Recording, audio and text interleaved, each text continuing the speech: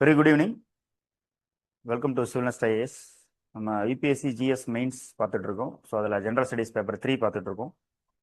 So அதில் Indian economy, so அந்த பகுதியில் major crops and its patterns, irrigation methods அப்படின்ற அந்த அக்ரிகல்ச்சர் சம்மந்தப்பட்ட விஷயங்களை பார்க்கலாம். ஓகேவா? ஸோ இன்னைக்கு கிளாஸ் வந்து இதில் தான் ஆரம்பிக்குது. இந்தியாவில் அக்ரிகல்ச்சருடைய அந்த பேட்டர்ன், அது எப்படிலாம் விவசாயம்ன்றது, விவசாயத்தை வந்து நம்ம ஜாகிரபியில் ஒரு ஆங்கிளில் பார்ப்போம், இங்கே வந்து பொருளாதார ஆங்கிளில் பார்க்க போகிறோம். அவ்வளோதான். சரிங்களா?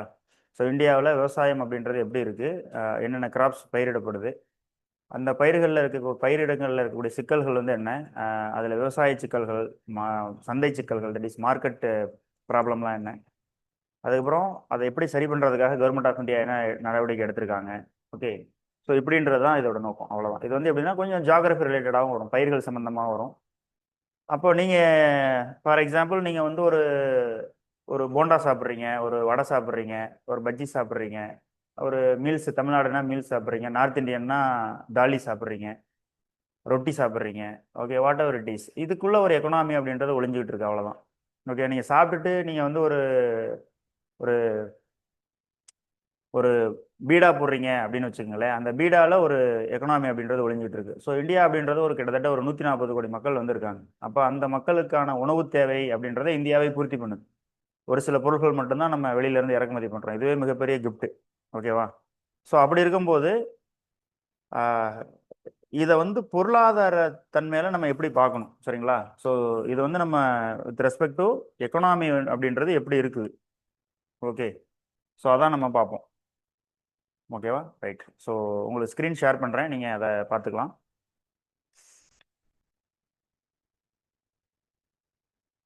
கொஞ்சம் நோட்ஸு அப்படியே கொஞ்சம் கொஞ்சமாக எடுத்து வச்சுருக்கேன்.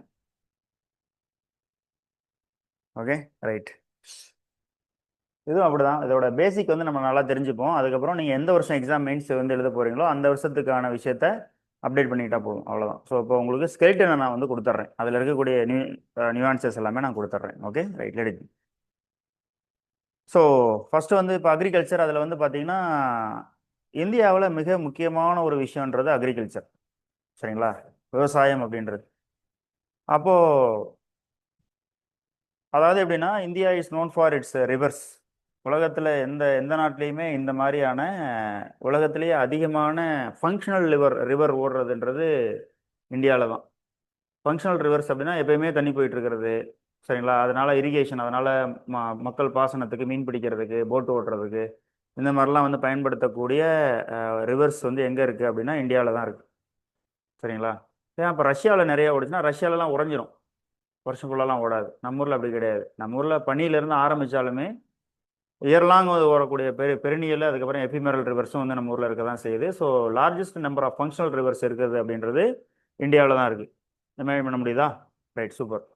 ஸோ அப்போது அந்த காலத்திலேருந்து, அதாவது டைம் ஆஃப் இம்மெமோரியல்லேருந்து நம்மளுடைய மக்கள் இந்த வேலியில் வந்து பயிர் செஞ்சு இருந்துட்டு வர்றாங்க. Example, we can trace the history to the Indus valley civilisation. ஓகேவா? நிறைய ஆறுகள் மூலியமாக தான், ஈவன் இந்த ஆறுகள் தான் நமக்கு இந்தியாவுக்கான பேரே வந்து ஆறில் தான் இருக்குது, சிந்து அப்படின்றதுல தான் இருக்குது. ஓகேங்களா? ஸோ அந்த மாதிரி நாட் ஓன்லி இந்தியா, பட் நிறைய ரிவர்ஸ் எல்லாமே பார்த்தீங்க அப்படின்னா அந்த ரிவரை வச்சு மொழியை சொல்லுவாங்க, அந்த மொழியை வச்சு அந்த இனத்தை சொல்லுவாங்க, அந்த இனத்தை சொல்லி வச்சு நாட்டை சொல்லுவாங்க. இப்படி தான் உலகளாவிய லெவலில் இருக்கும். இன்றைக்கி வந்து இந்த ரிவர்ஸ் அப்படின்றது நிறைய நாடுகளுக்கு ஒரு எல்லையாக அமையும். நிறைய நாடுகளுக்கு எல்லையை பகிர்றதே வந்துட்டு இந்த ரிவர்ஸ் தான். சரிங்களா? ஸோ ஆறுகள் அப்படின்றது. ஸோ அப்போ ஆறுகள் மட்டும் கிடையாது, ரெண்டாவது நம்முடைய இயற்கை அமைப்பு, நம்முடைய அந்த முக்கோணமாக அமைஞ்சிருக்கக்கூடிய பெனின்சுலார் அமைப்பு, அந்த முக்கோணத்தில் ஒரு பகுதியாக இருக்கிற வெஸ்டர்ன் காட்ஸ், இதெல்லாம் நம்ம படிச்சிருப்போம். மேற்கு தொடர்ச்சி மலை அப்படின்றது. ஸோ இந்த மேற்கு தொடர்ச்சி மலை அப்படின்றது உண்மையான மலை கிடையாது. It is not a true mountain. அது வந்து என்னென்னா, இப்போ ஊட்டி கொடைக்கானல் இருக்கு இல்லையா, ஊட்டி கொடைக்கானலோட உயரம் எவ்வளோ இருக்கும்? ஒரு 2000 மீட்ரு, தட் இஸ் 2 கிலோமீட்டர். ஊட்டியோட இதெல்லாம் பார்த்தீங்கன்னா 2 கிலோமீட்டர்னு வச்சுக்கோங்களேன். அந்த 2 கிலோமீட்டர் உயரத்துக்கு தமிழ்நாடு ஃபுல்லாக இருக்கும். புரியுதுங்களா? தமிழ்நாடு மட்டும் கிடையாது, டெக்கான் ஃபுல்லாக வந்து பார்த்தீங்க அப்படின்னா அந்த ஊட்டியோட உயரத்துக்கு இருக்கும். அதுக்கப்புறம் கண்டினியூஸாக மழையாக பெஞ்சதில் வந்து பார்த்தோம்னா ஃபுல்லாக அரிச்சுக்கிட்டு வந்துருச்சு. சரிங்களா? அப்படியே அரிச்சுக்கிட்டு வந்து அப்படியே அந்த என்ன சொல்கிறது, அரிச்சுக்கிட்டு அப்படியே இதில் கடலில் போயிட்டு கலந்ததுனால, ஓகே, கடலில் போயிட்டு கலந்ததுனால அது என்ன ஆயிடுச்சுன்னா, அந்த எம்டியாக மீதி இருக்கக்கூடிய அந்த பகுதி தான் வந்து இப்போதைக்கு அந்த வெஸ்டர்ன் காட்ஸ் அப்படின்ற மாதிரி இருக்குது. அவ்வளோதான். இமேஜின் பண்ண முடியுதா? ஸோ வெஸ்டர்ன் காட்ஸ் அப்படின்றது ஒரு ட்ரூ மவுண்டைன் அப்படின்றது கிடையாது. அது வந்து ஒரு ஒரு ஃபால்ஸ் மவுண்டைன் மாதிரி. அதனால தான் அதை மவுண்டைன்னு சொல்லாமல் காட்ஸ் அப்படின்ற மாதிரி நம்ம சொல்கிறோம். ஓகேங்களா? ஸோ இந்த இதை மைண்டில் வச்சுக்கோங்க. அப்போது கரெக்டாக வந்து மான்சூனல் விண்டு, நம்மளுடைய கோரியாலிஸ் ஃபோர்ஸு, இதெல்லாத்தையும் நம்ம ரிலேட் பண்ணி நம்ம பார்த்தோம்னா கரெக்டாக அது ரைட் ஆங்கிளில் வந்து இருக்கிறனால நல்ல மழை பெய்யுது. நம்ம வெஸ்டர்ன் காட்ஸோட வெஸ்டர்ன் பார்ட்டில் எல்லாமே நல்ல மழை பெய்யுது. ஈஸ்டர்ன் காட்ஸ்லேயும் வந்து பார்த்தீங்கன்னா ஈஸ்டர்ன் சைடும் கொஞ்சம் மழை பெய்யுது. ரெண்டாவது இது வந்து வி ஷேப்பில் இருக்கும். அந்த பெனின்சுலார் வந்து பார்த்தீங்கன்னா வி ஷேப்பில் இருக்கிறதுனாலையும் அந்த ஃபுல்லாக ஆல்மோஸ்ட் வந்து குஜராத் வரைக்கும் இது கவரப் ஆகிருக்கு. குஜராத் வரைக்குமே அந்த கடல் அப்படின்றது இருக்கு இல்லையா, அங்கேருந்து ஆரம்பிக்குது. அதுக்கப்புறம் உள்ளே போனால் லேண்டு ஹிண்டர்லேண்ட் வந்து வந்துடுது. ஓகேவா? ஸோ அப்போ அந்த அந்த லாஜிக்கில் அந்த அந்த லாஜிக் படி பார்த்தோம்னா நமக்கு நார்த்து டெம்பரேட்டில் போயிடுது, சவுத் வந்து ட்ரோபிக்கலில் வந்தாலும் இந்த மாதிரி மழை வந்து அதை சரி பண்ணி விட்டுருது. ஸோ அப்போ ஆக மொத்தம் வந்து என்டையர் இந்தியாவே எக்ஸப்ட் அந்த ராஜஸ்தான் பகுதியில் ஆரவல்லி மவுண்டனுக்கும் ஈஸ்ட் சைடு ஆரவல்லி மவுண்டனுக்கு வெஸ்ட் சைடை தவிர மற்ற எல்லா இடங்கள்லையுமே ஏதோ ஒரு வகையில் விவசாயம் அப்படின்றது பண்ணிட்டு தான் இருக்காங்க. அங்கே ராஜஸ்தானில் மட்டும் அந்த பகுதியில் மட்டும்தான் விவசாயம் வந்து இல்லாமல் இருக்கும். ஓகே, நான் don't think entire Rajasthan is a desert. Eastern part of Rajasthan is very clumsy, very scenic. Even நம்ம ஊட்டி மாதிரி கூட அங்கே இருக்கும். ஊட்டி அளவுக்கு அந்த தில்வாரா டெம்பிள்ஸ்லாம் இருக்குல்ல, அந்த டெம்பிள்ஸ் எல்லாமே இருக்கும். மவுண்ட் அபு அதெல்லாம் பார்த்தீங்கன்னா ஒரு ஹில் ஸ்டேஷன், ஆக்சுவலி ஊட்டி மாதிரி இருக்கும். ஓகே, ஸோ இந்த மாதிரியான ஒரு பகுதிகள் எல்லாமே இந்தியாவுக்குள்ளே தான் இருக்குன்றதை மைண்டில் வச்சுங்க. ஸோ இந்தியா ஃபுல்லாகவே வந்து ஒரு விவசாய பூமி, அவ்வளோதான். ஓகே, ஸோ அப்போ இந்தியாவில் இப்போ அக்ரிகல்ச்சர் அப்படின்றதோட ஸ்டேட்டஸ் வந்து எப்படி இருக்குது, விவசாயம் அப்படின்றது எப்படி இருக்குது, அதை அது மாறினதுனால நம்ம மார்க்கெட்டில் என்ன இது வருது, மனிதர்களுக்கு என்ன பிரச்சனை வருது, விவசாயம் சார்ந்து இருக்க, விவசாயத்தை சார்ந்து நம்ம மட்டும் கிடையாது, அனிமல்ஸ் இருக்குது, டொமஸ்டிக் அனிமல்ஸ் எல்லாமே விவசாயத்தை சார்ந்து தான் இருக்குது. ஈவன் வைல்டு அனிமல்ஸ் கூட பார்த்தீங்கன்னா, வைல்டு அனிமல்ஸ்னால் I am talking about even குருவி, அதை கூட நான் பேசுகிறேன். சரிங்களா? குருவி மற்ற இதை கூட நான் பேசுகிறேன். வைல்டு கிரியேச்சர்ஸ் ஆக்சுவலி பார்த்தீங்கன்னா, இப்போ நம்ம இந்தியாவோட தேசிய பறவை, தேசிய விலங்கு அப்படின்ற மாதிரி வச்சுருப்பாங்கல்ல. இந்தியாவோட நேஷனல் பேர்டு எது? ஆன்லைனர்ஸை கேட்போம், அலர்ட் இருக்காங்களான்னு பார்க்கலாம்.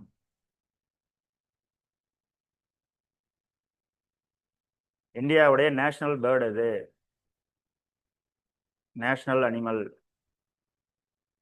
Peacock.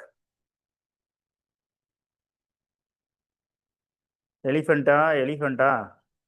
Elephant national heritage animal, பாரம்பரிய விலங்கு. சரிங்களா? ஆனால் டைகர் வந்து நேஷனல் அனிமல். ஓகே, நல்லா புரிஞ்சுங்க. சயின்டிஃபிக்காக பார்த்தீங்க அப்படின்னா இந்த பறவை அப்படின்றதும் அனிமலுக்குள்ளே தான் வரும். நம்ம ரெண்டாவது தான் பிரிப்போம், ஒன்று பிளான்ட்டு, இன்னொன்று அனிமல். அந்த அனிமலுக்குள்ளே தான் பேர்டு எல்லாமே வரும், அதுக்கப்புறம் இதெல்லாம் வரும். ஸோ உண்மையை சொல்ல போனால் அந்த டைகர் அப்படின்றது ஒரு வகையான மேமல் தான். டைகர் வந்து மேமலு, அதாவது அனிமலில் மேமல், இது அனிமலில் பேர்டு. அப்போ வந்து என்னென்னா இந்தியாவுடைய மேமல் அனிமல் என்ன அப்படின்னு சொல்லி தான் வந்து இருந்திருக்கணும். இந்தியாவோட மேமல் அனிமல் வந்து டைகர், இந்தியாவுடைய பேர்டு அப்படின்றது பீகாக், இந்தியாவுடைய நேஷனல் ஹெரிட்டேஜ் அனிமல், அது ஹெரிட்டேஜ் அனிமல் இருந்துக்கலாம். சரியா? ஸோ இப்போ வந்து வெறுமனே அனிமலுக்கும் சயின்டிஃபிக்காக பார்த்தீங்கன்னா பீகாக்கும் அனிமலில் தான் வருது. புரியுதுங்களா? அப்போ அதுவும் வந்து ஹெர்பிவோர்ஸ், சாரி இல்லை ஆட்டோட்ரோப்பு ஹெட்ரோட்ரோப்பு தான் அதுவும். எது? பீகாக் எல்லாமே. ஸோ அப்போ வந்து சயின்டிஃபிக்காக பார்க்கும்போது பீகாக்கும் டைகரும் ஒன்று தான். புரியுதுங்களா? சரி, கவர்மெண்ட்டுக்கு எழுதி போடுவோம். Okay, you got the point. சொல்ல வந்த பாயிண்ட் புரிஞ்சுதா உங்களுக்கு மக்களே? சயின்டிஃபிக்காக பார்க்கும்போது அது ரெண்டும் ஒன்றில் தான் வருதுன்னு சொல்ல வரேன், வேற ஒன்றும் இல்லை. ஆனால் அதை தனியாக பேர்டுன்னு தனியாக வச்சுருக்காங்க, நேஷனல் பேர்டுன்னு சொல்லிட்டு, நேஷனல் அனிமல்னு சொல்லி வச்சுருக்காங்க. அந்த பேர்டு அனிமலுக்குள்ளே தானே இதுவும் வருது, பீகாக்கும் வருதுன்னு சொல்ல வரேன் சயின்டிஃபிக்காக. ஓகேவா? நீங்கள் ஏதாவது ரியாக்ஷன் எதாவது காட்டினா தான் சரி, ஓகே மக்கள் கேட்குறாங்கன்னு அர்த்தம். அப்போ இல்லாட்டி எனக்கு டவுட் ஆகிடும், மைக் ஏதாவது ஆஃப் ஆகிடுச்சா அப்படின்னு. சரியா? Okay, right, let it be. சரி, ஓகே. இப்போ என்ன ஆகுதுன்னா animal agriculture. Okay, so agriculture, so இந்தியாவில் அப்போ அக்ரிகல்ச்சர் வந்து எப்படி ஒரு அக்ரிகல்ச்சர்னால என்னென்ன மாறுதல்கள் உண்டாயிருக்கு, மனிதர்கள் எப்படி